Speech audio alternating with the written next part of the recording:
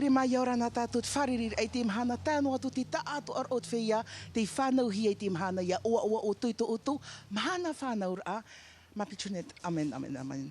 Voilà, Hamatamato Amu, Tuerarati Teitua, Joyeux anniversaire, Ya Otopato Atanotu Ya Georges, Joyeux anniversaire, Joyeux anniversaire, Georges Jounet, Joyeux anniversaire. Tam Amit Efar Umetato TV Namuria Vito et Olovaina. Tut. Mange, mange, mange.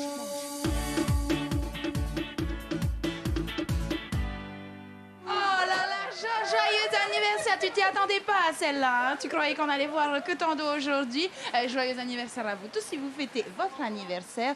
Comme Emiré l'a dit, c'est notre point dans l'information à la mi-journée, c'est avec Vito Tapo.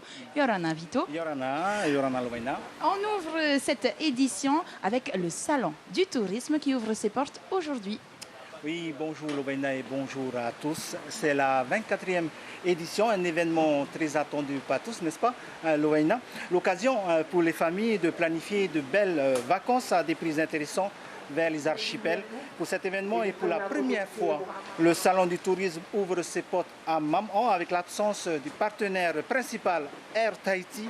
La compagnie domestique avait déjà annoncé son absence du fait qu'elle revoit son logiciel informatique aujourd'hui obsolète, et pour pallier à ce manque, RTT a tout de même ouvert des pré-réservations par téléphone jusqu'au mois d'avril. Écoutons à présent Mélida Baudin au micro de Caroline Fari et de Dibeliao. Il y a les agences de voyage qui prennent en compte les séjours dans les îles et tous ceux qui ont une carte de réduction pourront l'utiliser. Ça revient au même. Hein. Ah, il y a quand même des packages.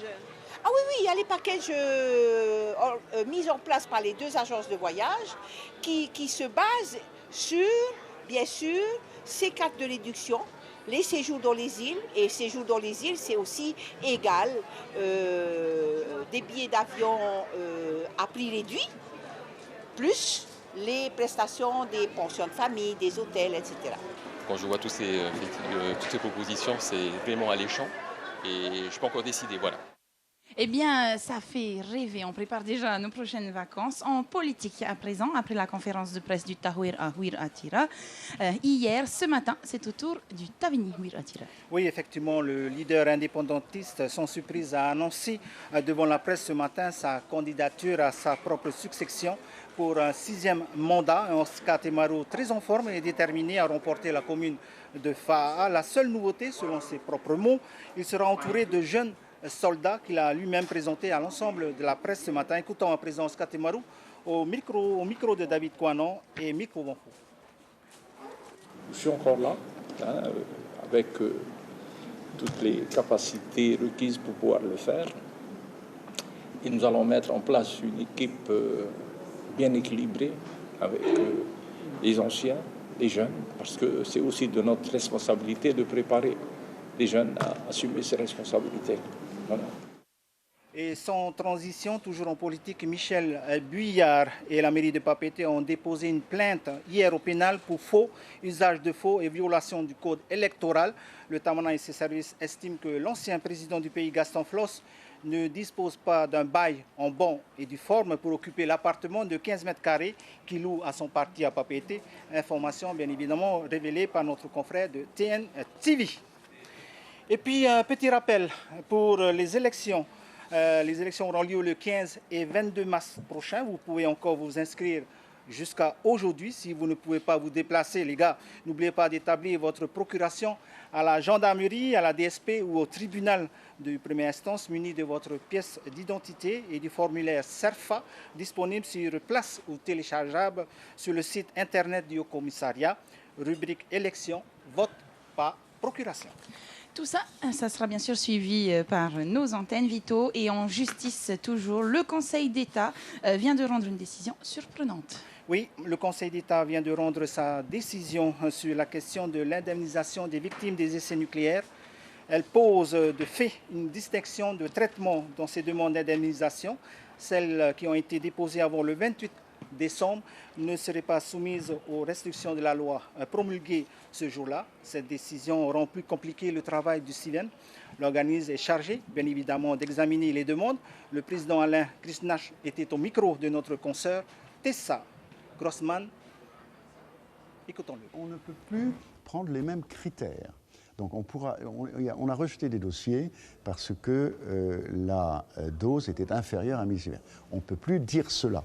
Donc on va les réexaminer pour démontrer, si on le peut, que la maladie est due à une autre cause, par exemple très forte consommation de tabac sur un cancer du poumon, très forte consommation d'alcool sur un cancer de l'estomac, ou bien que la personne n'a reçu aucun rayonnement, et c'est là qu'il va y avoir un débat juridique, évidemment, qui remontera, à mon avis, jusqu'au Conseil d'État. Comme je vous le disais, 1 millisievert, on ne peut plus, mais si c'est 1 millionième de sievert, parce qu'en physique, il y a des doses très faibles, qu'est-ce que ça veut dire? C'est 0 ou pas? Parce que 0, ça n'existe pas en matière dosimétrique. Il y a toujours un chiffre après la virgule. Et puis pour clore cette édition, l'invité café de ce matin, Nelly Toumahaï du collectif Fenua Ora a réuni il y a quelques jours différentes familles pour une conférence sur le droit foncier en Polynésie qui comprend les 3 résolutions foncières voulues par les familles malgré l'existence du tribunal foncier. Voici à présent un petit extrait de ce matin.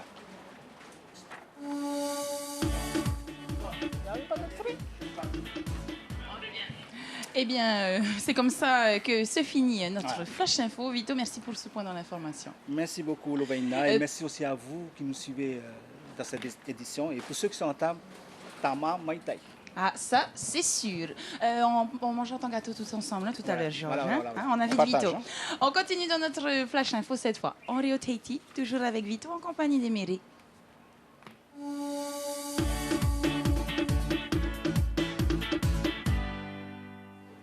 Tēnei whare mei tātou ia Vito tāp otif anho mei tātou ia potono te ia watea Vito ia orana. Ei, Yorana, Emere. Iriti tātou te whare reir anartu te whanhor a tere a ia, te iriti he te pene te taua no mamao. O ia no te piti horu mamhar a o te matetia whatupuhia i tēnei whanhora i o tātou. Whanhora o tātou o ati e moro nei nha whanho tātou te mo tariwha mama no te tere atu e rutu e tō tātou mo mutu. Te wahai tā era i te mateti aita, tēnei te matarohia o RTT amui atu o whaarato raho o ia i tēnei whanhor a e ita o ia e atu no te teia mau whanhor anana ni hot parau tāna taua a Rorowira mea papu atu ara homa nene o tau e whaatai ta automoani a e haruhia me ta automoani a tai atu i te awa e perera i monei paroro mera tātou te te momon o te whea o te iwiwirohi atu i tēnei papepau e tō tātou tuahine Caroline Fari raua i Beliao. Aita o e teiti i o nei i te ie whai te te rata mato, te rara, nen he atua te ie mau taatir a te ie te e hoora i te ie mau titeti, e ho i te mau wharir ara manihini i roto i te mau mutu, i te ie mau séjour dans les îles, e tatato e prau nei, e te ie mau tare tatato e hare e nen he e whatopa mai i te titeti manurewa. Vito in hawa titau te tawini huir atira i te mo pap e te i nei. O ia, ua titau te tamani hui rā tēnā, ua monohi ai te vera te tei paru api tapo mai, ai tā rauha a papu, o aska te maru, e horo a o ia, e roto i tēne mai iti a e pirimere i tātou, ua arahawai e tātou i tēne paru, e ne te paru api te ie, a te wahi api no o pā, mautira, e whea api o tānai mono ora e tū, i ne e tāpura, mauti tēne whea api o tānai ti aturira, no te haatira i ana, roto te paru, no tēne horo rā e pirimere, wharo mera tātou tono mo mona o te uihi atu, e David kua no rā o Miko Wonfu. Me hei te tata api, hai tu mai te mitaraho. Te wenei momero teito, o i tu rato i o urgente kubre ma o alu ma taitu e tau.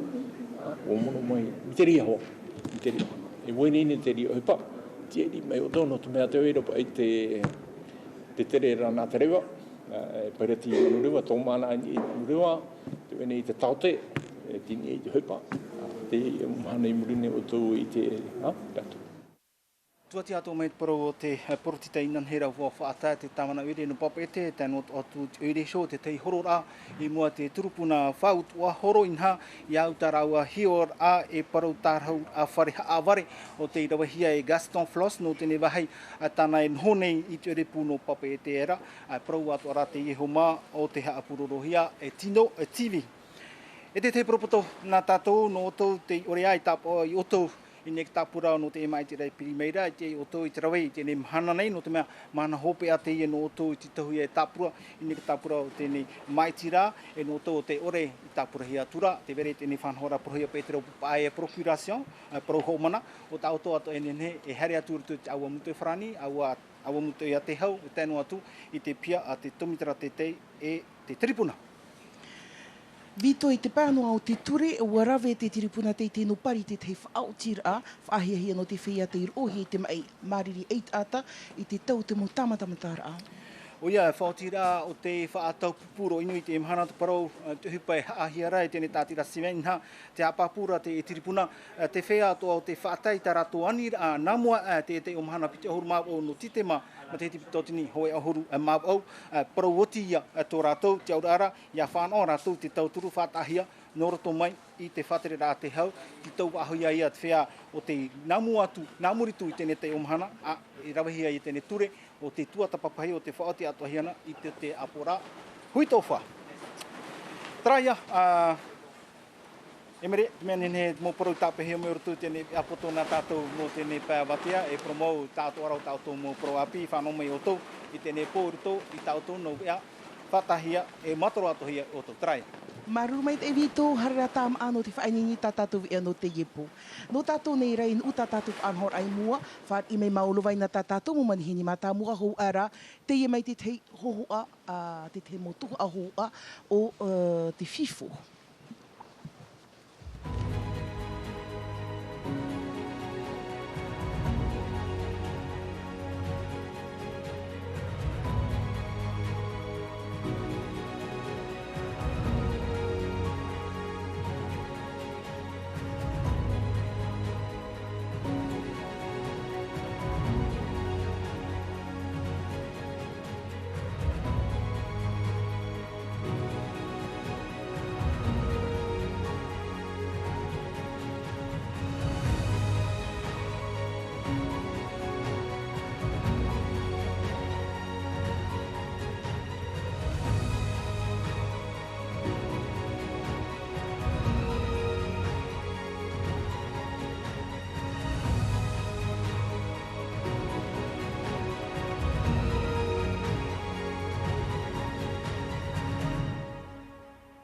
Plaisir à regarder ce teaser. On arrive presque au dénouement de la 17e édition du FIFO et vous le savez déjà, le FIFO ce n'est pas uniquement ces films documentaires, c'est aussi des rencontres, des colloques, un colloque surtout, tout autour du thème de l'audiovisuel. Pascal Le Chevalier est notre premier invité. Pascal, d'abord, Yorana. Bonjour, merci de me recevoir. Vous êtes consultant nouveaux médias. Ça fait partie des nouveaux métiers mis en place avec l'ère du numérique. Qu'est-ce qu'un consultant en nouveaux médias ? C'est un consultant qui accompagne les producteurs, les diffuseurs, les opérateurs télécoms, comme Vini par exemple sur l'île de Tahiti, pour leur expliquer et les accompagner sur l'évolution du marché de l'audiovisuel, en particulier avec l'arrivée des nouvelles plateformes qu'on appelle les GAFAN, avec Google, Amazon, Netflix, Apple, etc.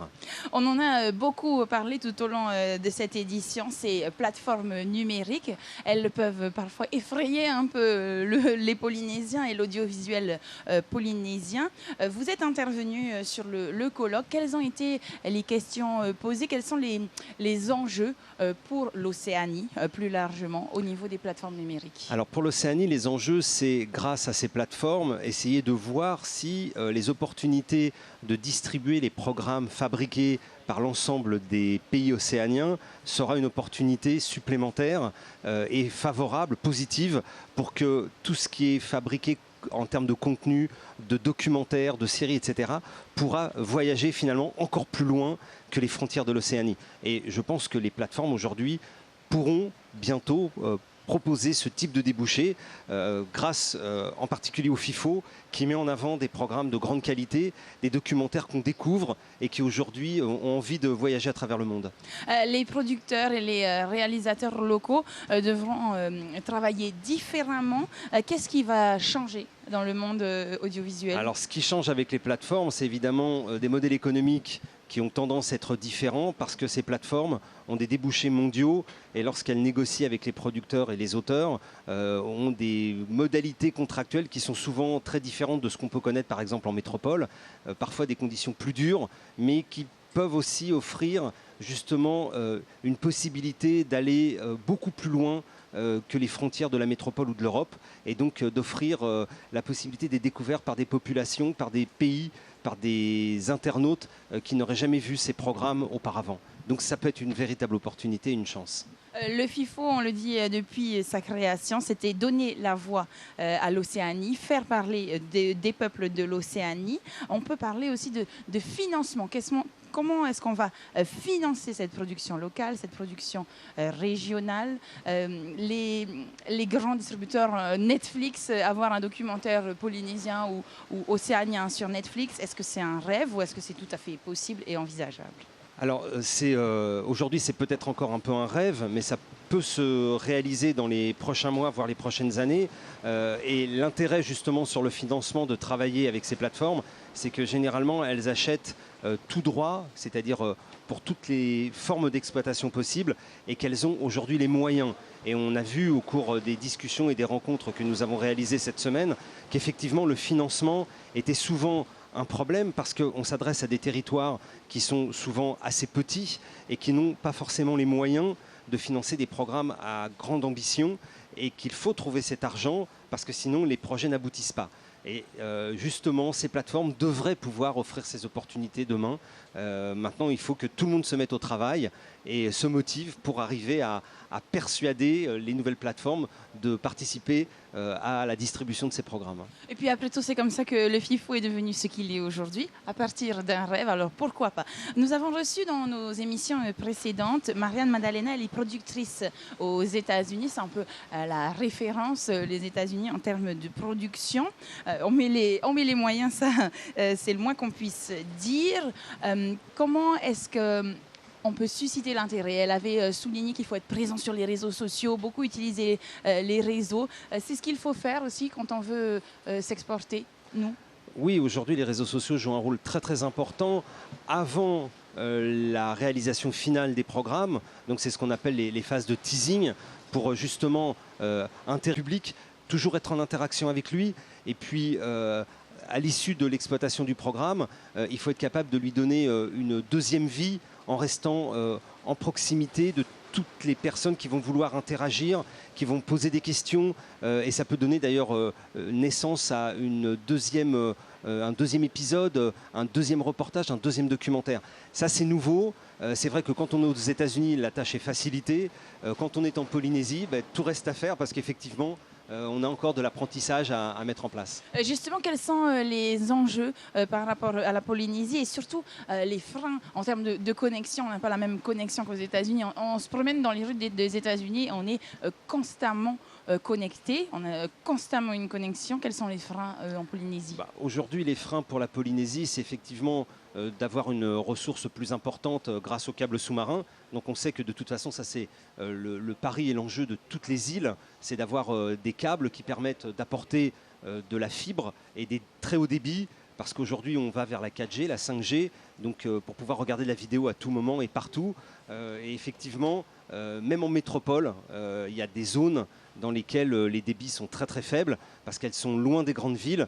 Et donc ça c'est un peu l'enjeu de toutes les populations, et en particulier des populations francophones, c'est de disposer de moyens de communication encore plus performants pour pouvoir justement encore mieux échanger, mieux discuter, en particulier lorsqu'il s'agit de programmes audiovisuels, parce qu'il faut du débit pour pouvoir regarder les séries en streaming. Pascal, aujourd'hui, les plateformes numériques, et puisque vous êtes consultant et puisque vous êtes en charge de déceler What's Hot, puisque c'est le nom aussi de votre entreprise, qu'est-ce qui nous attend plus tard? Après les plateformes numériques, quelle est la prochaine étape?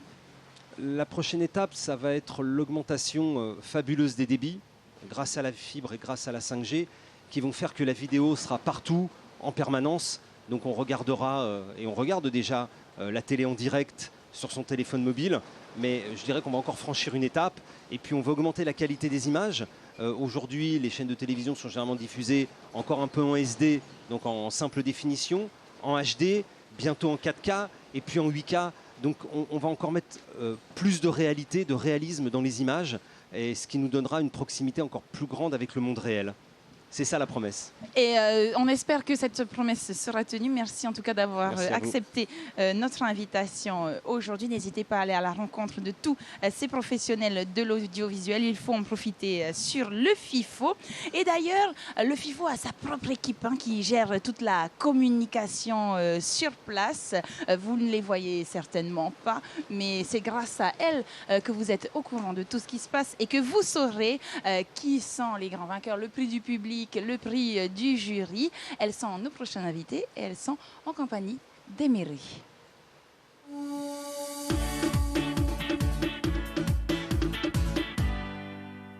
Merci Lovaina. J'ai le plaisir d'accueillir sur notre plateau Farema Ohi, Marie Silanger, Yaurana, de même que Heivanui Otto.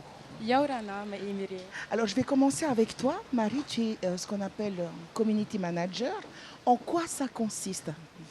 En quoi ça consiste? Eh bien, dans les termes purs et simples, c'est la gestion en fait des réseaux sociaux, donc que ça soit Facebook, Instagram, et puis après tout ce qui est site web, etc. Après, dans ma fonction à moi, on va dire, est beaucoup plus vaste que ça, c'est-à-dire qu'on c'est vraiment la gestion de la communication avec vraiment toute la partie réflexion, stratégie, etc. quoi. Alors, ça fait 3 ans que tu renforces le bureau du FIFO pour la mise en place de cet événement. Sous ta houlette, tu as 7 stagiaires qui nous viennent de l'ICEP. Alors, comment se sont-ils répartis les tâches pour assurer au mieux ce festival? On leur pose la question tout simplement, c'est-à-dire que moi je sais quels besoins je vais avoir pour la gestion de la communication et après donc je leur pose la question tout simplement en fait, qu'est-ce que vous voulez faire, quelles sont vos compétences, sur quoi vous êtes peut-être plus doué que d'autres, etc. Et après on essaie quand même en général de les faire tourner pour qu'elles puissent avoir de l'expérience un peu sur tout. Mais voilà, ça se répartit un peu comme ça, c'est surtout par rapport à elles en fait. Alors Heivanui, un peu plus tard dans l'émission, nous allons accueillir d'autres camarades. Toi, ta partie à toi, c'est essentiellement la partie interview. C'est exactement ça, Emery. Alors, ma partie, c'est interviewer le public, interviewer les festivaliers et interviewer toute personne qui se trouve... Tous les acteurs, tous les participants. C'est exactement ça. Et donc, du coup, je suis assistée également de 2 personnes, d'une caméraman et également d'une personne qui va à la rencontre de ce public pour pouvoir être interviewée. Alors, comment on se prépare pour mener à bien une interview? Enfin, je sais que ça varie, les méthodes de travail varient d'une personne à une autre, mais toi, personnellement, comment tu te prépares? Alors, on se prépare d'abord en équipe.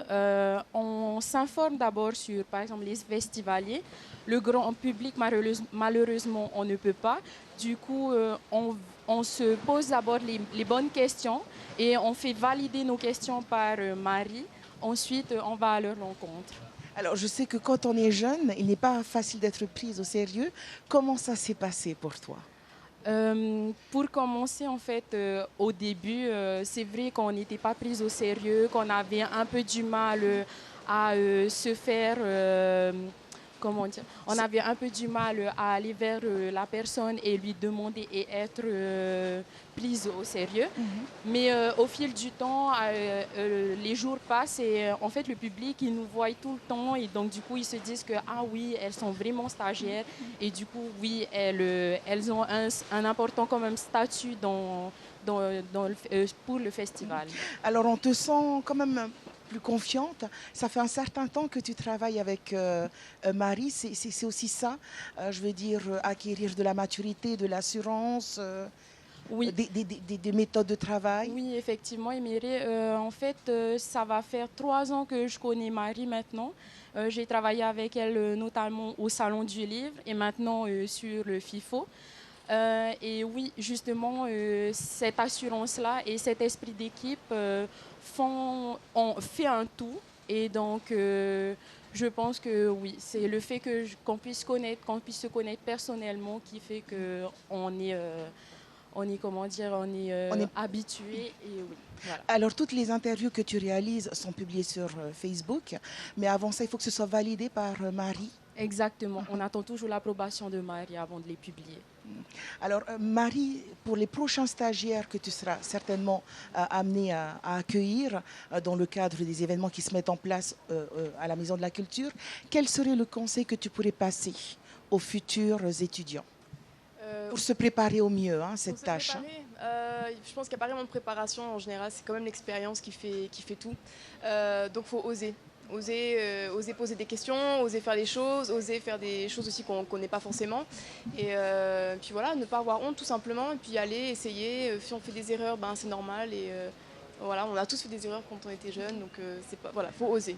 Je comprends pourquoi ils prennent plaisir à travailler avec toi. Merci à vous deux d'être venus dans notre émission et partager un peu parce que vous œuvrez dans l'ombre. C'est toujours un plaisir de recevoir ces petites mains qui œuvrent bénévolement ou apportent leur savoir-faire pour qu'un festival soit une réussite. Merci à toutes les deux. Nous, on va poursuivre notre émission avec d'autres invités, mais avant tout, regardez cet extrait.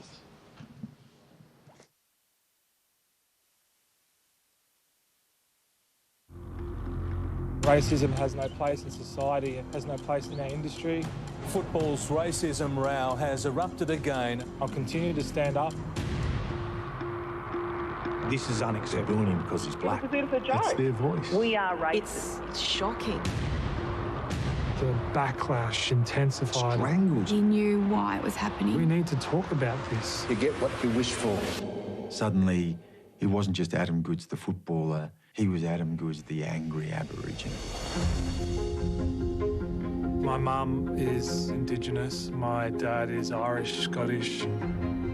Growing up, I actually didn't know what it meant to be an Indigenous person. Suddenly, for Adam, here was a history of invasion, of shooting, of separating children. I don't think most Australians understand what is racist and what isn't.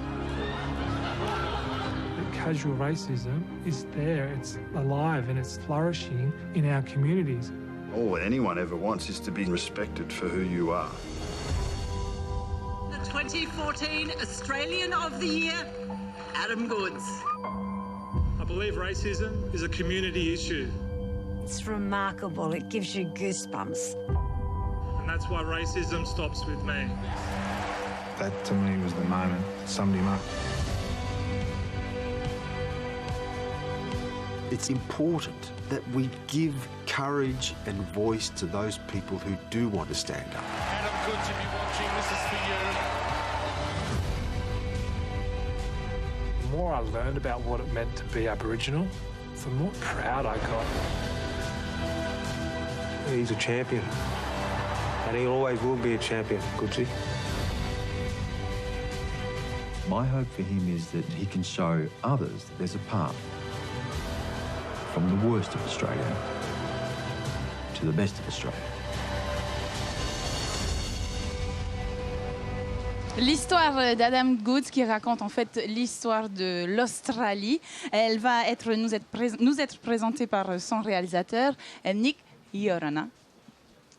Thank you for having me. Oh, it's our pleasure. You're welcome. Nick, cette histoire, en fait, c'est celle d'Adam Goodes. Il est un joueur de football réputé. Et en fait, il est le porte-parole des Australiens, de l'histoire commune de l'Australie.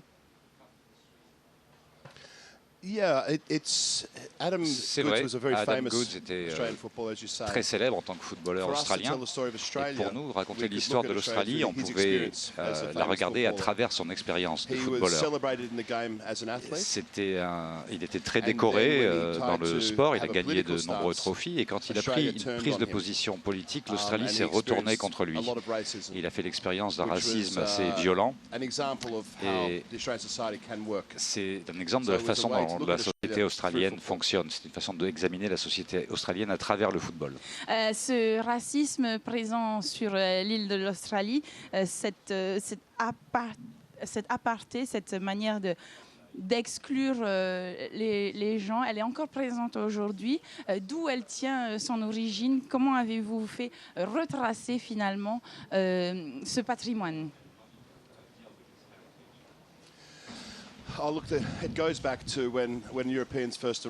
Ça remonte à l'arrivée des Européens en Australie. Le capitaine Cook, qui a passé du temps ici à Tahiti, a dit que l'Australie était terra nullius, une terre vacante, une terre vide. Alors que depuis 50-60 000 ans d'occupation aborigène a été totalement ignorée. Et de bien des façons, ça hante l'Australie et son histoire depuis. Et le mot terra nullius est toujours dans la constitution australienne aujourd'hui. Donc on a beaucoup de travail à faire pour corriger ce problème et rendre aux aborigènes ce qui leur revient. C'est votre combat et celui d'Adam. En quoi un film documentaire tel que The Australian Dream peut faire avancer les choses, peut faire changer les choses?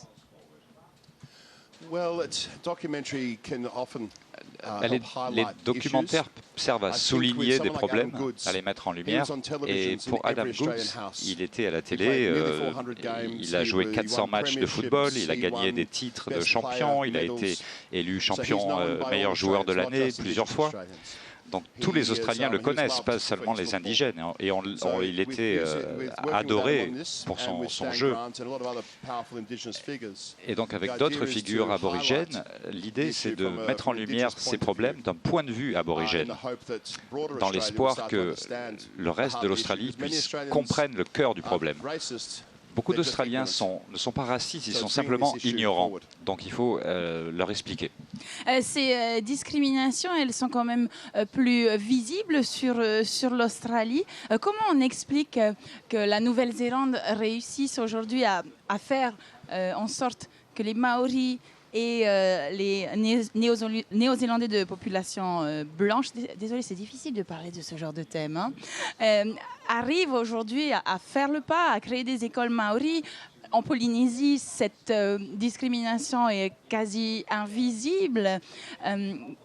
Pourquoi l'Australie a plus de mal à faire ce pas? J'aimerais bien le savoir et j'aimerais bien remédier au problème aujourd'hui. En Nouvelle-Zélande, il y avait un traité avec les Maoris, alors qu'il n'y en a jamais eu en Australie. On avait ce terme de terra nullius, ce mythe du capitaine Cook qui a dit que la terre était vide. Donc c'est ça le cœur du problème. Et pour beaucoup d'Australiens qui regardent la Nouvelle-Zélande, c'est un exemple de ce vers quoi on devrait essayer de tendre. Et on commence à voir aujourd'hui un mouvement. Les 5-10 dernières années, les langues aborigènes sont enseignées dans les écoles, mais on est encore très loin du compte. Et la Nouvelle-Zélande et de nombreux endroits de la Polynésie, de l'Océanie, représentent un exemple pour l'Australie. Parce qu'il y a beaucoup de réponses à trouver ici en Polynésie. Eh bien, c'est tout ce qu'on espère. Les populations aborigènes, où elles en sont aujourd'hui? Où est la culture aborigène? Oui, remettre la langue au goût du jour, mais est-ce qu'elle existe encore, cette culture? Quand le capitaine Cook est arrivé en Australie, il y avait 300 langues différentes et ensuite des dialectes. Et aujourd'hui, certaines de ces langues ont été perdues, mais il y a beaucoup de travail pour préserver les langues qui restent et essayer de les enseigner, surtout les langues les plus répandues. Mais c'est vrai que la culture aborigène est de plus en plus reconnue, mais dans les écoles, quand on apprend l'histoire de l'Australie, on apprend surtout, quasi exclusivement, les 200 dernières années. Et moi, j'aimerais que mes enfants apprennent l'histoire australienne et qu'ils en soient fiers, parce qu'elle dure depuis 60 000 ans. Et la partie européenne est un tout petit morceau de ce puzzle. Et si on arrive à éduquer dans les écoles, ça va changer la perception des Australiens par rapport aux aborigènes. Eh bien, Nick, merci d'avoir accepté notre rendez-vous sur le plateau de cette spéciale FIFO et on vous souhaite toute la chance possible pour que ce film documentaire The Australian Dream remporte un prix qu'il plaise à notre jury 2020. Merci beaucoup. Well, thank you and thank you, FIFO. Merci et merci au FIFO. On espère aussi vous revoir puisque c'est la première fois que Nick participe à notre Festival international du film océanien. On accueille notre prochain invité. Il nous vient cette fois de Nouvelle-Zélande. Yeah, I went to school with him. Yeah, he was a good student, like you, full of potential. What does the word mean? Potential. It's 3:30, mate. I'm off duty. She was a big part of the development process in my script Boy. The first draft of that was pretty dramatic and yeah, you know, just a typical New Zealand depressing film. What was she like? Not this again. Well, she was pretty, she was a good singer, and her and Dad were always laughing. How did they meet? At the beach. She was swimming. Her dad saved her from drowning, and then he did a carving of her, and then they had babies, us. She reminded me, you know, that that's sort of my point of difference in filmmaking is like, you know, is trying to maybe take a serious situation and inject it with a lot of this sort of irreverence or humour. And that's what would make Boy more interesting. All them commies got scared and ran away. One of the best things about growing old is that you start out and you're alone, and then all these hundreds of young people come forward with enormous talents, huge talents, sometimes too big for the screen. I didn't get the sense of loneliness or of isolation and so on. I got the sense of these large families or these large communities working together, and I think... Merata, c'est l'histoire de cette cinéaste racontée par son fils. Il est notre invité. Heperi Yorana. Kia ora, tēnā koutou, bonjour. Nakoto, voilà qui va plaire aux Gambiers, Kuraora et Kiaora. Merci d'avoir accepté notre invitation, Heperi. C'est l'histoire de votre maman qui est racontée au travers de ce documentaire. La première question qui nous vient, pourquoi avoir choisi de faire sa biographie? Quand j'étais petit, j'ai été élevé sans me rendre compte du travail que faisait ma mère. C'était juste son boulot pour moi. Et elle est décédée en 2010 très soudainement. J'avais 24 ans. Donc je l'ai fait pour comprendre sa vie, le travail qu'elle a fait effectuer, ce qu'elle représentait en termes de politique. Et je suis devenu archiviste pour les archives de Nouvelle-Zélande, les archives du film. C'est comme ça que j'ai réussi à redécouvrir l'histoire de ma mère à travers ses films, à travers son travail. Et je me suis dit que la seule façon de raconter l'histoire de sa vie, c'était bien sûr avec un film. Vous aviez 24 ans lorsqu'elle est partie. Est-ce que c'était aussi un moyen de faire une thérapie, de vivre le deuil, que de redécouvrir et découvrir sa maman au travers d'un documentaire? Documents? Absolument.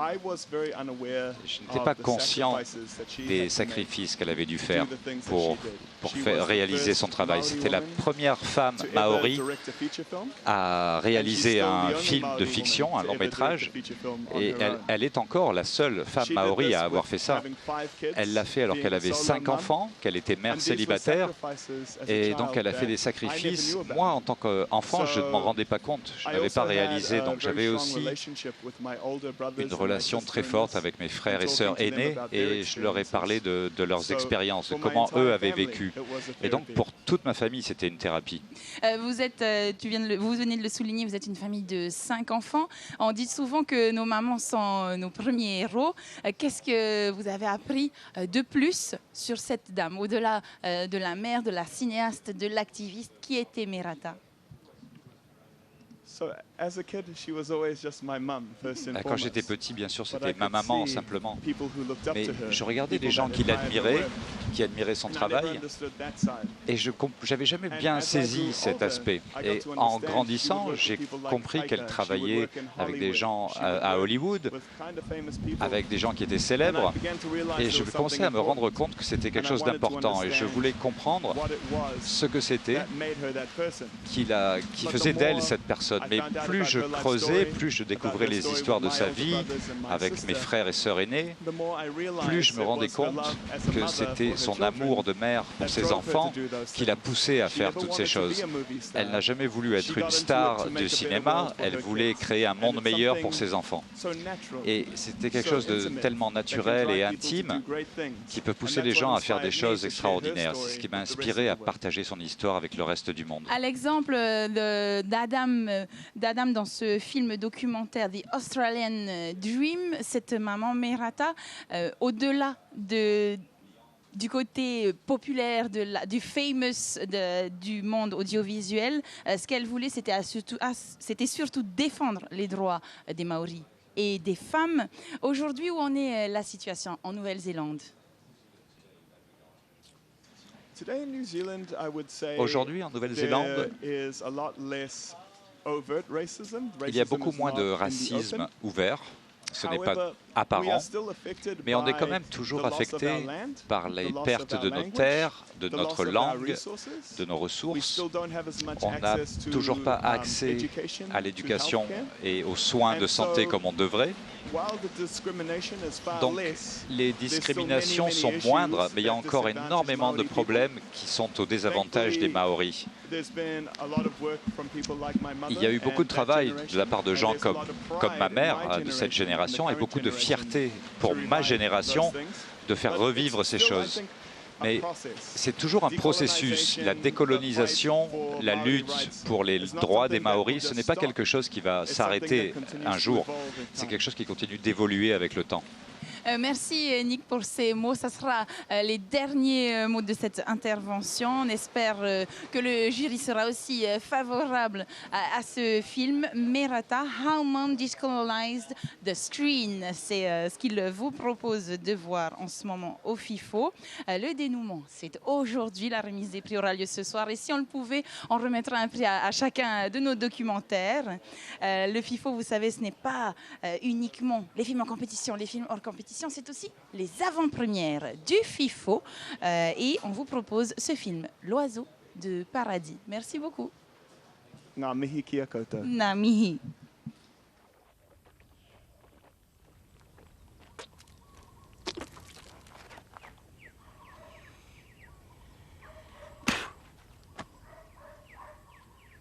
Vous pouvez clasher.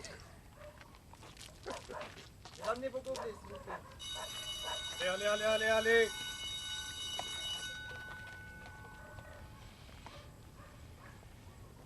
Et tu peux le faire mieux. Ça, c'est bien. C'est bien.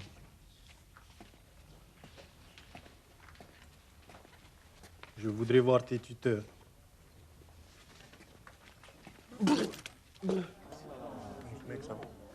Et oh, qu'est-ce qui se passe? Ils sont pas bien, monsieur. On va aller à l'infirmerie.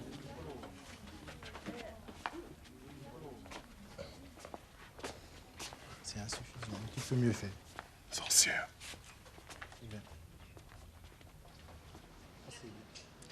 Et il est temps pour moi d'accueillir le réalisateur et scénariste du film L'Oiseau de Paradis, Paul Manaté Yorana. Yorana. C'est vraiment un privilège de te recevoir dans notre émission. D'une part parce que ce film sera diffusé demain soir.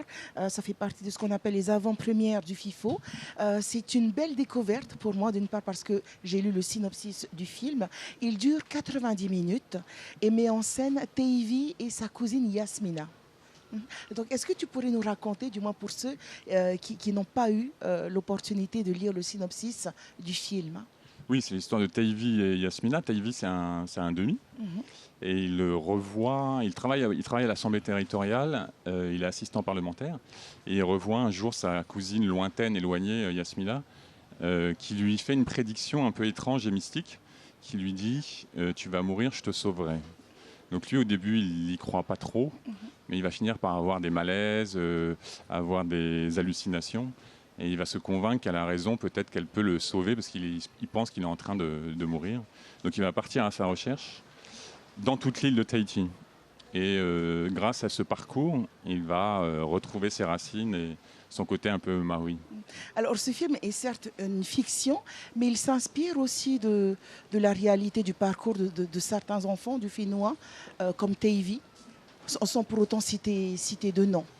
Je veux dire, il y a une certaine réalité aussi dans ce film. Oui, même si c'est un conte mystique, une sorte de thriller un peu fantastique, hein, il y a un côté quand même légendaire.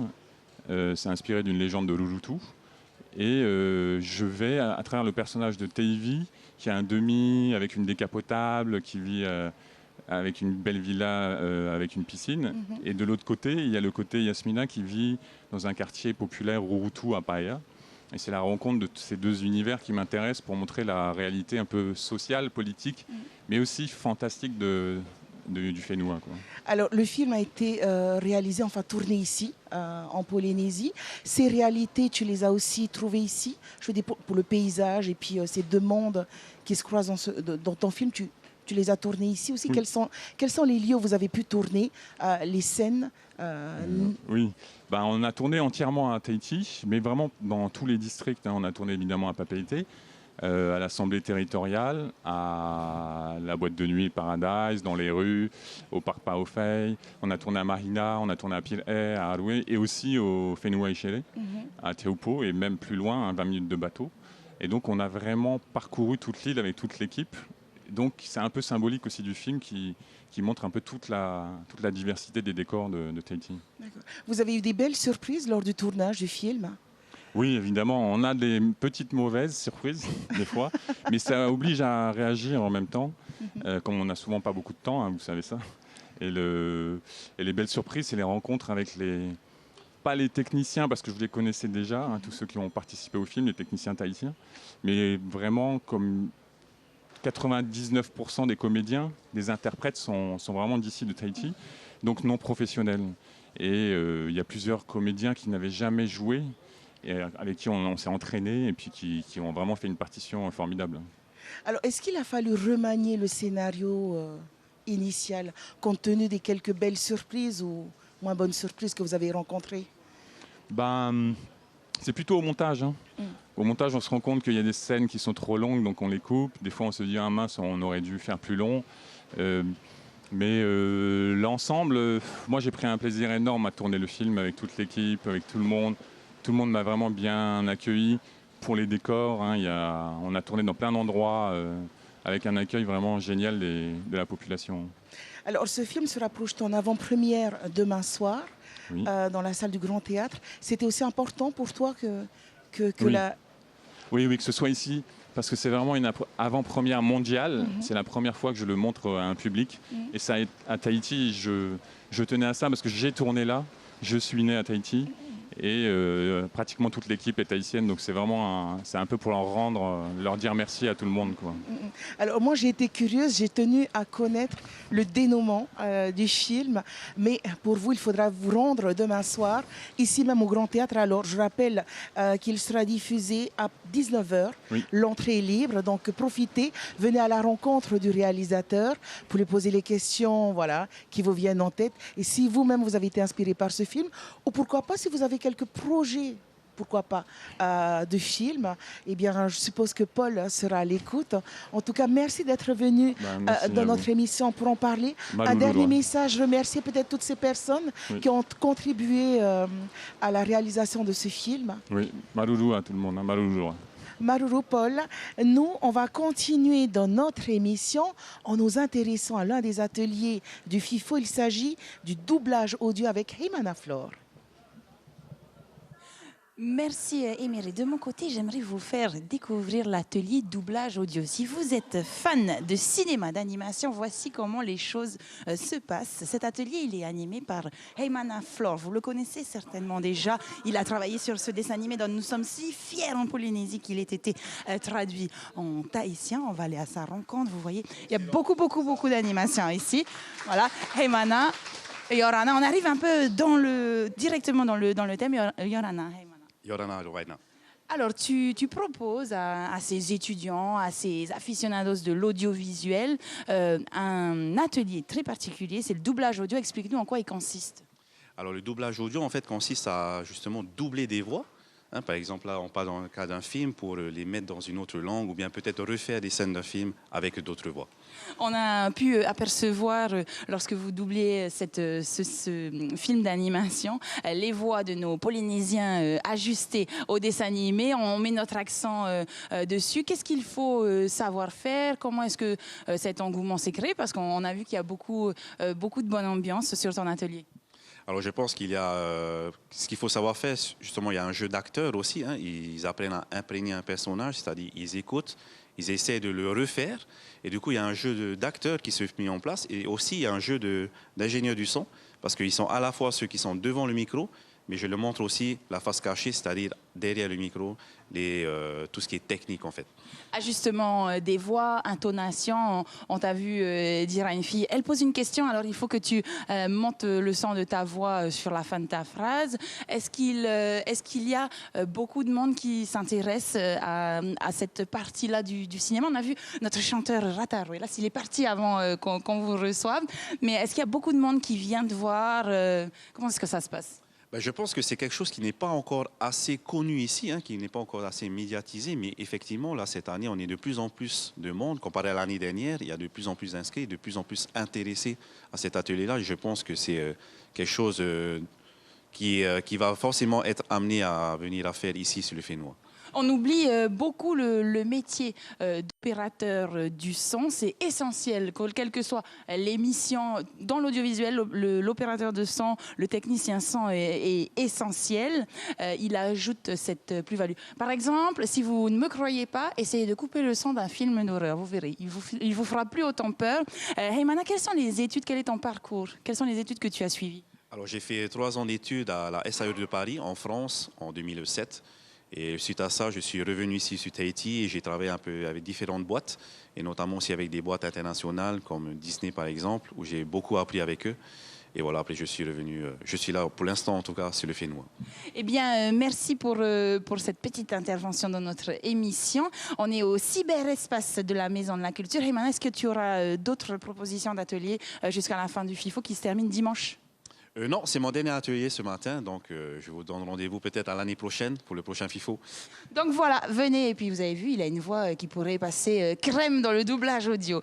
Ça c'est mon avis, c'est personnel. Et puis Éméré, je te propose qu'on continue l'émission parce que je crois qu'on reçoit nos étudiants de l'ICEP qui nous ont bien aidés. D'ailleurs, merci à toute l'équipe de la FIFO. Tout à fait, Lovaina, nous recevons Vatina Yorana. Bonjour. De même que Fatawira Yorana.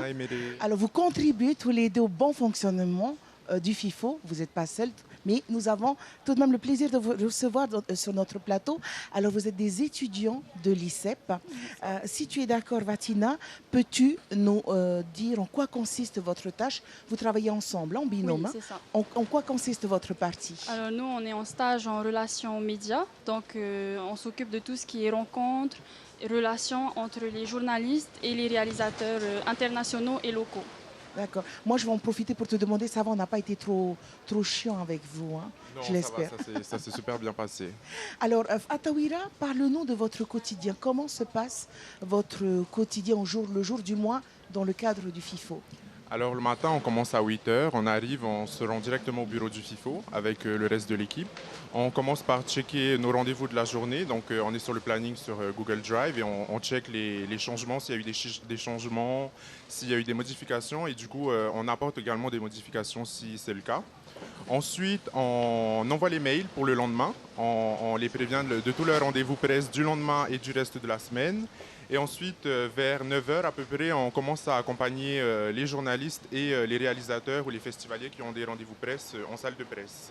Alors, je profite de l'occasion qui m'est donnée pour remercier l'ICEP, qui est un partenaire essentiel pour le bon fonctionnement du FIFO. Oui, il faut les remercier, ces stagiaires, ces étudiants qui viennent renforcer le bureau du FIFO. Alors, Vatina, vous êtes étudiant, vous avez des méthodes de travail. Maintenant, je veux dire, entre ce que vous voyez au sein de l'université et la réalité sur le terrain, est-ce que vous êtes suffisamment armé ou préparé pour pouvoir mener à bien vos tâches ou est-ce que ça requiert des qualités personnelles pour pouvoir répondre au mieux et effectuer la tâche de travail qui nous est confiée?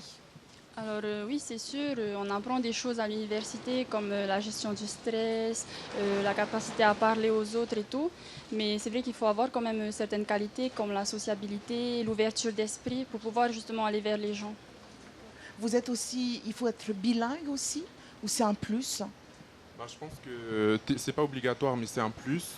Dans la semaine, par exemple, il y avait des rendez-vous, on n'avait pas forcément qui étaient imprévus, et du coup, on devait rajouter des traducteurs, et ils étaient déjà bookés. Du coup, on a dû se charger de ça et de se charger de faire justement la traduction pour les interviews avec les journalistes. Alors là, tous les deux, vous êtes en immersion dans l'événement du FIFO. Est-ce que ça vous donne envie de poursuivre dans cette voie? Personnellement, pour ma part, c'est un domaine que j'ai connu au FIFO, comme vous l'avez dit, et exactement. J'aimerais. C'est pas un domaine qui m'intéressait au départ, mais on a pu apprendre sur le terrain depuis lundi. Et je pense que si je peux le refaire l'année prochaine, je le referai avec grand plaisir. Toi, Vatina, qu'est-ce que tu retiens de cette expérience? Alors moi, ce que j'aime beaucoup, c'est surtout qu'on fait beaucoup de nouvelles rencontres. On a eu l'occasion de discuter avec des réalisateurs, comme par exemple celui de From Music into Silence. Et on a beaucoup aimé et on se crée aussi un réseau. On a des contacts maintenant. C'est ça aussi le FIFO, c'est des belles rencontres, on s'enrichit et on tisse des liens, on se fait son propre réseau professionnel. Vous avez des conseils pour vos camarades l'année prochaine, du moins sur la fonction que vous occupez cette année, pour qu'ils se préparent au mieux? Vos petites astuces, vos petits conseils? Je vais partir, comme je l'ai dit précédemment, je vais partir de mon expérience. C'est un domaine que je ne connaissais pas et je sais toujours pas ce que je vais faire plus tard. Et justement, de faire des stages comme ça au FIFO, c'est vraiment professionnalisant. C'est une expérience qui t'apporte beaucoup de connaissances du métier. Et du coup, c'est quelque chose de vraiment enrichissant et je les encourage vraiment à venir l'année prochaine s'ils veulent. Quel que soit le type d'événement qui se fait, on peut faire, vous vous sentirez à l'aise pour pouvoir gérer la tâche de travail qui vous est confiée. Je veux dire, s'il y avait un salon du livre, par exemple, ou le Hey Haiti, si on vous sollicitait pour renforcer les équipes, compte tenu de votre expérience au FIFO, vous iriez les yeux fermés parce que vous n'avez plus cette appréhension. Exact, c'est exact. Je pense que c'est ce qu'on va faire, oui. Eh bien, merci à tous les deux d'être venus dans notre émission pour en parler. Ce n'est pas encore terminé, même si le dénouement se fera ce soir. On vous souhaite bon courage jusqu'à dimanche, si je me dis. Merci de nous avoir reçus. Quant à nous, avant d'accueillir nos prochains invités avec Lovaina, je vous invite à regarder l'extrait de ce film documentaire Ophir.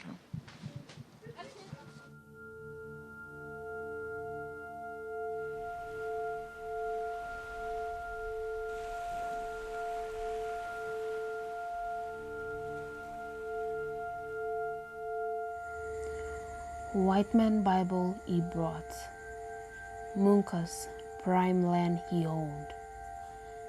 Now White Man prime land he owns, while Munka's Bible he has.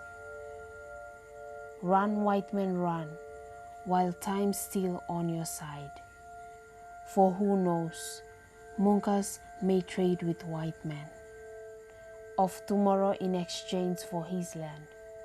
Or he may decide to keep the white man Bible after all. We have proved 1,000 million tons of it. And you say, Frank, that the money in the markets are right. Yes, the Japanese, the Germans and the Spaniards are keen to take the product and they're ready to sign firm contracts.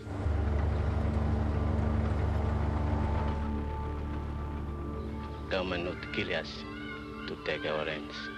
The government will have to kill you to take your land.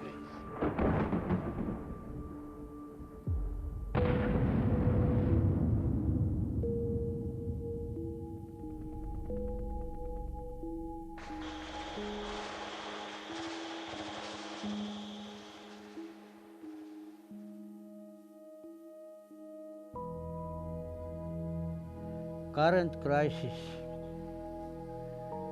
revolution. What does it say? What does it mean? Do you have any evidence that some of the tribes are training themselves for this sort of thing?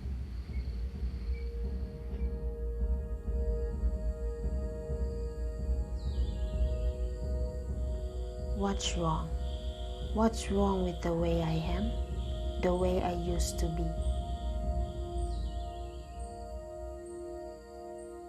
You are on the Holy Land. This is where the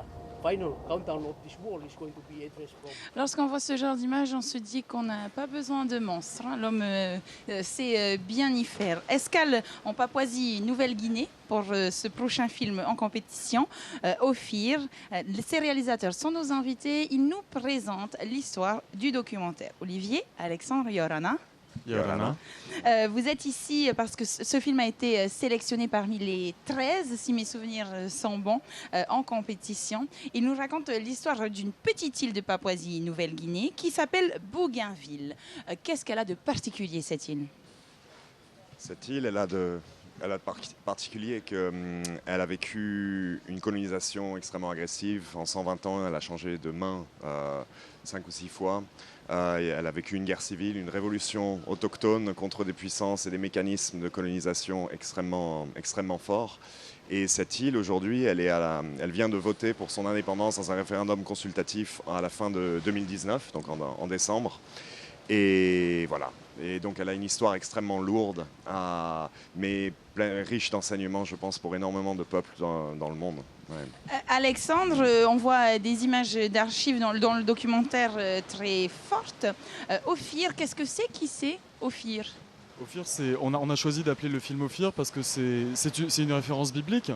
Ophir, dans la Bible, c'est la terre d'où le roi Salomon va chercher l'or pour construire son temple. Et le film s'appelle Ophir parce qu'il y a une croyance très très forte sur l'île de Bougainville d'être sur la terre sacrée. L'île prend le nom de Bougainville à partir de premiers épisodes, on va dire, coloniaux, c'est-à-dire l'arrivée des missionnaires, puis ensuite toute une série d'épisodes. Mais les noms qui précèdent le nom de Bougainville pour l'île sont tous des noms qui signifient la terre sacrée. Et il y a cette croyance d'être sur la terre d'Ophir. Parce que la terre d'Ophir, c'est la terre de l'or qui allait Salomon. de Salomon. Exactement. C'est ce que tu nous expliquais, Olivier. Donc cette terre, le nerf de la guerre, c'est souvent ça qui crée des conflits. Elle est surexploitée. Elle est surexploitée par des exploitations minières. La situation aujourd'hui, puisqu'elle a son indépendance, qu'est-ce qu'il reste finalement à ce peuple de Papouasie? À ce peuple papou, ce qui leur reste, c'est simplement un modèle qui a été mis en place lors du processus de décolonisation dans les années 60-70. Les Australiens à l'époque avaient la main mise sur la Papouasie et se sont dit c'est une excellente idée de faire des mines partout. Et la première mine, c'était à Bougainville et on voit ce que ça a donné. Aujourd'hui, il y a des mines partout en Papouasie avec des ravages absolument terribles pour énormément de communautés. Et se pose la question de qu'est-ce que l'indépendance? Il n'y a pas que les mines en fait, c'est pas juste une question de mines, c'est une question de ressources naturelles avec énormément d'intérêt en fait pour les ressources qui existent, que ce soit à Bougainville ou que ce soit en Papouasie. Et voilà. Et donc il y a ces vraies questions. Où est la richesse? Qu'est-ce que la richesse? Dans quel monde évoluons-nous aujourd'hui? Avec quel rapport au monde naturel, à notre environnement, à notre culture? Voilà, c'est toutes sortes de questions qu'on touche dans ce film, quoi. Justement, lorsqu'on exploite la terre de cette manière, et ça sera notre dernière question, lorsqu'on exploite la terre de cette manière, est-ce qu'il y a je me rappelle d'un film au FIFO qui avait été diffusé sur une petite île, pareil, de la même façon. Des chercheurs sont venus, ont exploité la terre et sont repartis avec tout ce qu'ils avaient apporté. Comment est-ce qu'on vit justement la décolonisation et l'indépendance? Est-ce qu'ils en ont les moyens? On parle aussi de réouvrir les exploitations minières. Qu'est-ce qu'on apprend finalement? Est-ce que c'est une bonne chose? Il y a beaucoup de choses à apprendre. L'épisode actuel, post-référendum sur l'indépendance, arrive à un moment où en fait deux projets s'opposent. En fait, il y a effectivement ce projet de réouvrir la mine de Panguna qui est incarné par le monde politique de Bougainville et la Papouasie-Nouvelle-Guinée également. Et pas que Panguna. Et pas que Panguna, exactement. Panguna, c'est un épisode parmi d'autres de ce qui s'est passé sur Bougainville. Et de l'autre côté, il y a effectivement la possibilité de nouveaux modèles à développer après ce chapitre du référendum, parce qu'il faut préciser que Bougainville n'est pas encore indépendante, c'était un référendum consultatif. Voilà. Et donc, cette route-là est à développer finalement. Il faut trouver comment, c'est ce que le film raconte, c'est comment essayer de renaître d'une histoire en tirant les enseignements et essayer de tirer le mieux de l'héritage de la révolution de Bougainville, entre autres. Olivier, je t'entends acquiescer. Rien à redire. Rien à ajouter. Simplement que ces débats-là, c'était exactement les mêmes débats avant la guerre civile. C'était au moment de l'indépendance de la Papouasie, on allait dire c'est formidable. Derrière, il y a eu 20 000 morts, c'est 10% de la population qui a disparu à l'échelle. Donc c'est une histoire qui, je pense, peut résonner et questionner énormément dans toute l'Océanie et peut-être même ailleurs aussi. Oui, absolument. Voilà. L'idée, c'était vraiment, avec ce film, l'histoire de Bougainville, à l'heure actuelle, elle offre une chance très très forte. C'est ce qu'on essaie de retranscrire dans le film, c'est assez intangible, mais c'est ce qu'on essaie de faire, de parler de thématiques fondamentales d'aujourd'hui. Voilà. Il y a l'homme, il y a l'environnement, la vie et la paix. Finalement, le passé nous enseigne toujours et nous apprend toujours pour avancer. En tout cas, merci d'avoir accepté notre invitation. Même souhait qu'à tous les films en compétition. On espère qu'il aura séduit le jury. Je n'en doute pas, mais c'est très difficile. Ils ont une tâche très lourde, le jury, aujourd'hui. On pense à eux, on a une petite pensée pour eux, parce que justement, ils sont en ce moment en train de choisir qui seront les lauréats. Vous découvrirez tout ça, bien sûr, sur nos antennes de Polynésie. La première, on continue notre petite émission. On vous parle à présent d'un film, Malama Tangata.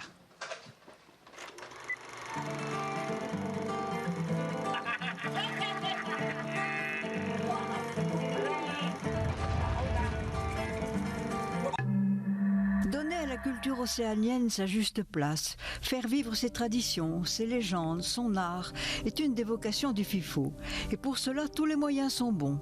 À Wallis, des collégiens ont mis en scène Malama Tagata, la légende des hommes torches. Surmontant leur timidité, leur réserve, ils se sont investis, retrouvant les mots, les coutumes, les chants et les danses d'un autre temps. Un film plein de fraîcheur. C'est très bien. Un peu plus de volume dans les voix, ce sera parfait. D'accord? Donc maintenant, je voudrais qu'on répète la scène de l'arrivée du roi Tapu aussi. Les en wallisien, cette fois. D'accord? Allez, on se met en place. Ça fait 2 ans que nous avons mis en place la classe patrimoine. Et puis l'idée est venue de mon collègue, M. Lelevaï, professeur d'histoire, qui a eu l'idée de travailler une pièce de théâtre sur le Malama Tangata, après avoir fait des recherches auprès de certains vieux du village de Lotalahi. Franchement, tu commences bien à m'énerver avec ton pouco. Tu sais bien qu'il n'y a pas de terre sans maître ici. Le Toafa est et restera le refuge des grands guerriers. Et même s'il n'y a personne, c'est le roi et les chefferies qui en sont gardiens. J'ai le plaisir d'accueillir avec nous Pierre, professeur au collège à Wallis. Malo. Je prendrai des cours après l'émission. Hein. Merci d'être avec nous. Tu es ici pour nous parler du documentaire Malama Tangata réalisé par Jacques Navarro avec ta précieuse collaboration ainsi que de ta classe. Alors ce documentaire, comme je le précisais, il a été réalisé par Jacques. Comment vous êtes-vous rencontrés et avez parlé de la réalisation de ce documentaire? Salutations de l'après-midi, Emele. Donc, permettez-moi avant tout, donc, à travers le chef Heu, qui accompagne la délégation, qui est le chef coutumier, qui représente le Lavélois de Wallis, de vous présenter donc, les salutations donc, au président de la Polynésie française, à monsieur le ministre de l'Environnement et de la Culture, ainsi que les descendants donc, des familles royales et princières des 5 archipels de la Polynésie française, et ainsi que le représentant de l'État français, donc monsieur Losser. Et je tiens aussi à dire un petit mot. Malo kainga ouvert mo futuna et maori tahisine malo toto maori mo te mau ta foani feia ki te poto maria petelo tau kataki mo te tula ki te poto ngawe ki takitaki ai. Alors madame Emele, donc la rencontre s'est faite à la suite donc de la mise en place des classes patrimoine, et donc nous avions déjà fait donc des spectacles. Et le défi un peu pour nous, l'équipe pédagogique du Collège de l'Anneau, était on voulait donc faire jouer donc une pièce de théâtre par des amateurs, des enfants en l'occurrence, et même nous, l'équipe pédagogique, et le remettre entre les mains d'un professionnel. Et ce challenge a été filé et cordé donc par M. Guillaume Gérard, que je remercie, le directeur des antennes, donc M. Norbert Taufifenoa, ainsi que bien sûr que M. Navarro, que je remercie beaucoup. Qui a bien voulu prendre ce bébé qu'on lui a confié qui a donné aujourd'hui le Malama Tangata. Alors, Malama Tangata parle des hommes torches. C'est une pratique qui se faisait autrefois à Wallis et que vous avez voulu refaire découvrir à cette nouvelle génération. C'est ça. D'accord. Donc la pratique, les hommes torches, c'est une pratique qui était signe de royauté. C'est-à-dire que lorsqu'on faisait des rites, en l'occurrence ici l'accouchement, la naissance d'un prince, il fallait sacrifier des guerriers. Donc, et comment ça a été accueilli par les collégiens? Vous savez, comme Jacques le dit dans ce le projet, film. hein, et remettre au goût du jour ou tout simplement cette pratique. Eh bien, au début, c'était un peu difficile de mettre en route tout ça. Mais comme Jacques le dit dans le film, ils ont été très contents. Certains se sont révélés parmi les enfants dans le jeu scénique. Ils ont bien voulu prendre à bras le corps et relever ce défi. Et ils ont été au début un peu coincés, puis à la fin, donc ils ont bien joué, ils étaient à l'aise et j'en suis très fier d'eux. Et cette pratique a été écrite quelque part dans un livre ou elle a été racontée de génération en génération? Comment avez-vous retrouvé ce rituel? Donc en fait, elle a été transmise de génération en génération. Et lorsque les missionnaires arrivent en 1837, ils vont consigner par écrit les généalogies des familles, mais également tout ce qu'ils pouvaient retrouver comme légende, comme histoire. Et donc la particularité de Malama Tangata, c'est le nom de la légende, c'est Malama Tangata, les hommes torches, mais vous avez aussi un endroit, un kainga, un api, où vous avez une structure, ça tombe très bien, on n'est pas très loin du Pai Ahiro, c'est exactement ça. Et vous avez encore aujourd'hui l'endroit où la princesse a accouché et les 8 trous, les 8 vasques où les guerriers ont été sacrifiés. Alors, comment s'est passée la préparation de ce documentaire et surtout la mise en scène? Est-ce qu'il a fallu donner des cours de théâtre pour les jeux d'acteurs des élèves? Est-ce qu'il a fallu dispenser une formation aussi pour recréer le décor? Oui. Donc j'ai eu de la chance, nous avons eu de la chance dans l'équipe pédagogique de bénéficier de l'aide d'une collègue de français, de métropole, qui elle, depuis longtemps déjà, elle fait de ce type d'activité théâtrale. Et c'est elle qui m'a aidé également, avec la collègue qui enseigne le wallisien, dans la mise en scène à travers tout au long du documentaire. Et donc il y a eu bien sûr la mise en place, parce qu'ils ont joué en wallisien et en français. Donc vous savez bien que on n'a pas les mêmes... le texte français est plus concis, alors que le texte wallisien, on a des codes linguistiques qui font que le texte est plus lent. Et donc les élèves ont dû faire attention à cela. Et nous aussi, vis-à-vis de la chefferie, on ne pouvait pas leur faire dire n'importe quoi en wallisien. Et même en français aussi. Alors, il a été projeté dans nos salles, il a été visionné par le public scolaire. Comment a-t-il été accueilli, justement? Quelles ont été la réaction du public ou des élèves à la fin de la projection du documentaire? Ils ont été très émerveillés. Vous parlez des élèves qui ont joué. Le public, voilà, ceux qui étaient ici. On a été agréablement surpris, puisque à la fin des projections, on a eu pas mal de questions. Et je comprends que ces élèves polynésiens d'ici, ils se voient un peu à travers aussi ces élèves qui ont pratiquement le même âge qu'eux, puisque les élèves qui ont joué cette pièce en 2018 rentrent en seconde cette année à Wallis. Donc ce sont de grands enfants maintenant. Eh bien, merci d'être venu dans notre émission pour nous parler de la culture wallisienne. On espère vous retrouver dans les prochains FIFO avec d'autres projets de documentaires. Une dernière petite information, c'est que remercier également le FIFO Hors les Murs, dans lequel s'est fait le partenariat entre Jacques et nous. Également le FIFO Hors les Murs qui va venir, qui va permettre à peut-être d'autres personnes ressources de venir présenter quelque chose ici au FIFO. En tout cas, merci à vous, merci à la Polynésie française. Tout à fait, on espère que d'autres établissements suivront vos pas. Merci, et merci Pierre. à Polynésie Première. Et bon séjour chez nous. Merci. On va prendre une petite respiration avant d'accueillir nos prochains invités.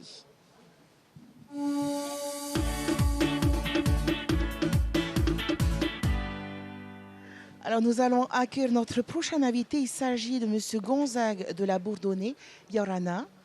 Yorana. Je vous laisse le temps de prendre quand même votre micro. Alors vous êtes le responsable de la communication de la stratégie numérique en Nouvelle-Calédonie première. Oui, tout à fait. Alors cette semaine justement, il y a eu des conférences autour du numérique. Vous avez parlé notamment de l'impact des plateformes numériques. Monsieur Richard, Monsieur Pascal Le Chevalier ont parlé justement avec Lovaina de l'impact des plateformes numériques telles que Netflix, YouTube, Facebook et bien d'autres. Comment, selon l'intervention qu'il a tenue cette semaine sur le chapiteau, comment est-ce que les informations qu'il vous a fournies ont été accueillies par l'ensemble des personnes présentes à cette conférence? En fait, c'était à l'occasion du 14e colloque des télévisions régionales qu'il a été décidé comment dirais-je, d'évoquer l'impact qui est une énorme révolution, c'est un tsunami qui arrive vers nous, tsunami numérique, de l'impact de l'arrivée de ces plateformes de contenu de type Netflix, etc. Donc pour que l'ensemble des participants puissent comprendre les enjeux en matière de contenu, de distribution, enfin ça va changer énormément de choses. Pascal Le Chevalier, lui, il a planté le décor au niveau mondial. 167 millions d'abonnés l'année dernière dans le monde à Netflix, c'est 20% de plus en un an, et ça va continuer puisque Netflix ouvre un bureau dans le Pacifique et ça va à terme concerner la production. Donc il fallait planter le décor, il l'a fait. Et derrière, nous, la trentaine de participants des télévisions de toute l'Océanie, finalement, il y avait d'assez nombreux pays et territoires représentés, eh bien, on a réfléchi à la manière, non pas de dresser un mur, ça c'est réservé à Donald Trump aux États-Unis, il ne s'agit pas de dresser un mur, mais de savoir comment nous, on essaye de préserver nos productions et le patrimoine audiovisuel océanien en Océanie. Voilà, c'était ça l'une des problématiques majeures.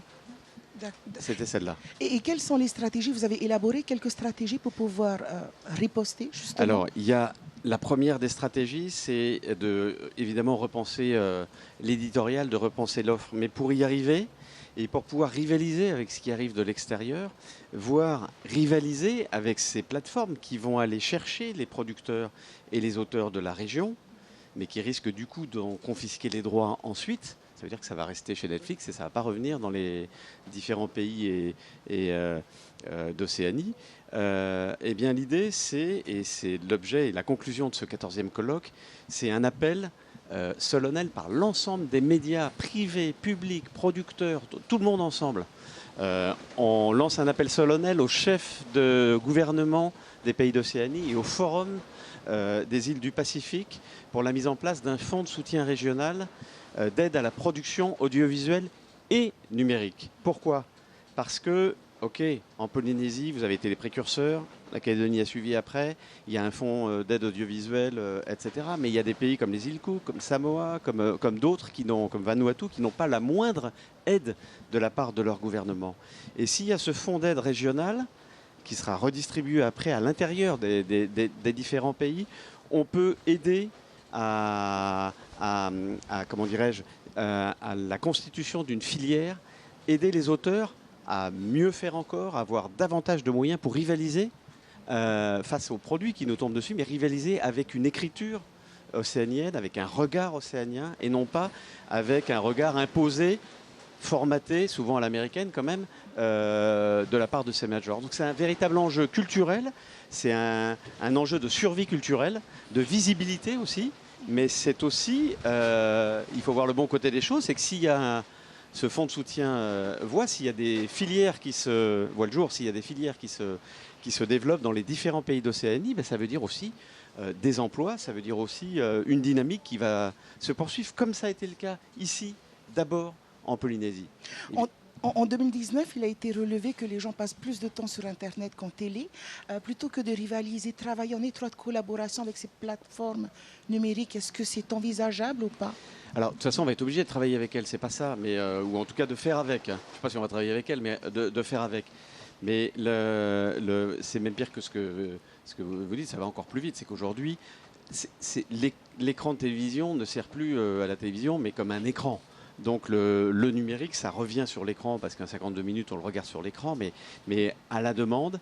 Et on n'aura plus besoin de nous, les diffuseurs, pour diffuser les telenovelas et les films dans quelques années. En revanche, là où on va devoir s'imposer, c'est de produire des contenus locaux, régionaux et de services, parce que personne ne le fera d'autre à notre place. Donc il faut on repense complètement. Mais pour avoir cette offre-là, il faut qu'on ait des auteurs et des producteurs qui restent chez nous. Vous savez que si un auteur, un créateur, pour qui c'est une chance, hein, les plateformes, il ne faut pas producteur, lui, on va peut-être lui en proposer 3 ou 4 fois de plus. Donc c'est pour ça qu'il faut un fonds, que nous, on puisse, les pays d'Océanie, puissent proposer la même somme ou en gros l'équivalent. Pourquoi? Parce que si ça passe chez les Américains, en gros, hein, je schématise, hein, eh bien les droits d'auteur, ils sont à Netflix. Et il y a l'exemple du jeune Polynésien qui a fait Patuti. Hein, eh bien, il était là-bas, on lui a dit bon, bah, maintenant, tu n'as plus les droits. Si on te l'achète, tu n'as plus les droits et tu n'as même plus le droit de faire les festivals pour présenter ton film. Ça pose question pour le patrimoine audiovisuel, parce qu'une fois que c'est chez Netflix, après, si vous voulez archiver votre patrimoine audiovisuel dans les différents pays, bah, vous ne pourrez pas le faire. En tout cas, nous, on est encore persuadés que la télé a de beaux jours devant eux. Merci d'être venus. En tout cas, juste une chose, on est très très fiers d'une chose, ça c'est grâce au FIFO. On est très très fiers d'une chose, c'est que l'ensemble des acteurs, privés, publics, hein, parfois on est un petit peu comme ça, c'est normal en concurrence, l'ensemble des acteurs privés, publics, producteurs, etc., se sont tous mis derrière et ont tous lancé en commun cet appel. Et il va y avoir un communiqué de presse qui va partir d'ici dimanche. Merci en tout cas de votre accueil. Merci d'avoir accepté notre invitation. On va poursuivre cette fois en accueillant la présidente de la FIFO avec Lovaina.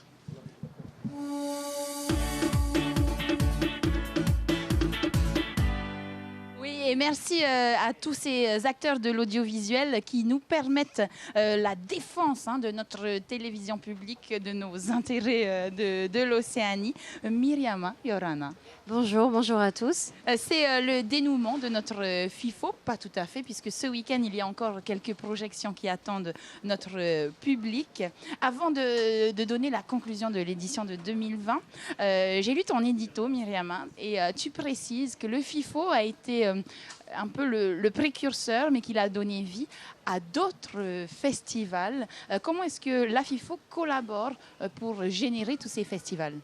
Alors c'est vrai que le FIFO, en 17 ans d'histoire, a aussi fait des émules, a fait des petits. Donc on a d'abord commencé par les FIFO hors les murs, que tout le monde connaît bien maintenant puisqu'on va dans les îles. Et puis ensuite on a été invité dans d'autres festivals. Et en fait depuis l'année dernière, on nous demande en fait de reproduire le modèle du FIFO. Donc notamment il y a eu un FIFAC qui a été produit en Guyane. Et l'année prochaine, normalement, il y en aura un également à La Réunion. Donc on est évidemment très très fiers et très heureux que le modèle du FIFO puisse servir pour faire voyager les images. Et c'est une belle satisfaction pour nous, oui. Notre invité précédent le précisait, c'est la rencontre des télévisions publiques et des télévisions privées de tout le domaine de l'audiovisuel. Myriama, la question que je vais te poser, c'est comment est-ce que tu fais pour être à la fois directrice du musée de Tahiti et ses îles, pour être présidente de la FIFO, pour avoir toutes ces casquettes et surtout pour gérer toutes ces organisations? Déjà, il faut quand même le dire, c'est important de le rappeler en fait parce que je ne suis pas toute seule et que derrière, j'ai la chance que ce soit au musée de Tahiti ou au FIFO d'avoir une équipe derrière moi qui est passionnée parce que généralement quand on travaille dans la culture, ce sont des métiers de passion et que je pense que en fait, tout le monde est convaincu du bien fondé. Alors pour le musée, évidemment de la préservation, de la valorisation du patrimoine et puis au FIFO du partage. Et je le dis souvent aussi, le fait qu'il y ait autant de scolaires, qu'il y ait autant d'enfants. Je suis une maman moi-même. Je pense que ça aussi, ça génère beaucoup d'enthousiasme et les gens sont prêts pour nos enfants en fait à donner beaucoup. Et c'est ce qui fait la chaleur et le succès de toutes ces manifestations. Comme dit l'adage, on n'hérite pas la terre de nos parents, on l'emprunte à nos enfants. Le FIFO, c'est aussi ça, aussi et surtout ça. On est déjà en train de préparer l'édition 2021. De quelle manière ? Alors, de plein de manières, notamment en fait cette année déjà on a préparé la prochaine édition parce que moi je le rappelle souvent, évidemment l'objectif pour le FIFO c'est de durer mais c'est aussi de surprendre parce qu'il faut surprendre le public, il faut se réinventer tout le temps sinon on va stagner et donc en fait cette année on a déjà beaucoup parlé de ce qui va se passer l'année dernière donc on vient de l'entendre pour le colloque l'année prochaine pardon donc on vient de l'entendre pour le colloque des télévisions mais également dans le domaine du pitch, dans le domaine de la promotion du documentaire documentaire. Il va se passer vraiment beaucoup de choses l'année prochaine. On en a beaucoup parlé de films d'impact. Donc, on va appeler les associations à venir contribuer à raconter leurs histoires. Moi, c'est vraiment quelque chose auquel je crois. Et c'est aussi le sens de notre engagement à tous. Donc, voilà, le FIFO, le 18e FIFO, puisqu'en plus, ça sera la majorité pour notre festival, sera, je l'espère, voilà, encore plus intéressant pour tout le monde qu'il ne l'a été jusqu'à présent. Myriama, dernier mot avant de rendre l'antenne, puisqu'on en est à la fin de notre émission. Le FIFO hors les murs, est-ce qu'on aura l'occasion de découvrir des documentaires dans les îles de Polynésie française pour nos archipels? Tout à fait. Moi, c'est vraiment un événement aussi auquel je tiens beaucoup parce que je sais que les populations nous attendent et que c'est vraiment une joie pour nous de pouvoir aller à la rencontre de tout le monde. Donc, il me semble que dès le mois prochain, en fait, on commence. On va se déplacer le plus possible dans les îles. L'année dernière, on en a fait plus de 12.